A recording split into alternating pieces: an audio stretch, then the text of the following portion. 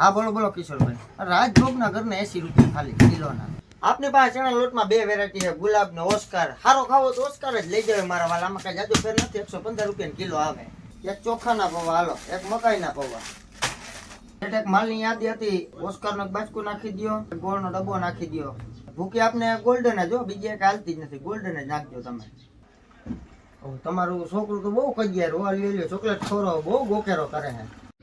હાલો મિશ્રી સાકર તમારી 5 આવી ગઈ, શ્રીફળ આવી ગયા, અગરબત્તી 50 5 આવી ગઈ. બાકાનું બચલું નાખી દઉં કે હું?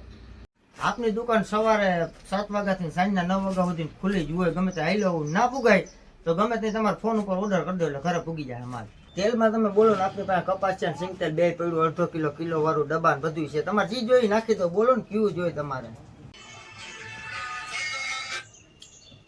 હા બોલો બોલો શેઠ. અરે ના ના, માલ બધો પડ્યો છે હજી. અરે મારા વાલા 10 રૂપિયા માલમાં જબલું હોય. ના ના મારા વાલા, કિશનનો સોસ આવે એવો જ આ કીજનો સોસ આવે. એક નંબર કઈ ઘટે જ નહીં એના જેવો જ. ડવના શેમ્પુ 2 વાળા 50 નાખી દીધા. બીજું કઈ બોલો હાલો. ભાત ચોખામાં આપણું 2 વેરાયટી. આ લાલ સ્વાદ છે 80 રૂપિયા કિલો. આ બ્લુ સ્વાદ છે 110 રૂપિયા કિલો. તમારે કીજો બોલી જાવ. તમે મારા ઉપર વિશ્વાસ કરો રમેશભાઈ, જો 110 વાળા લઈ જાવ, ના મજા આવે પાછા નાખી જજો.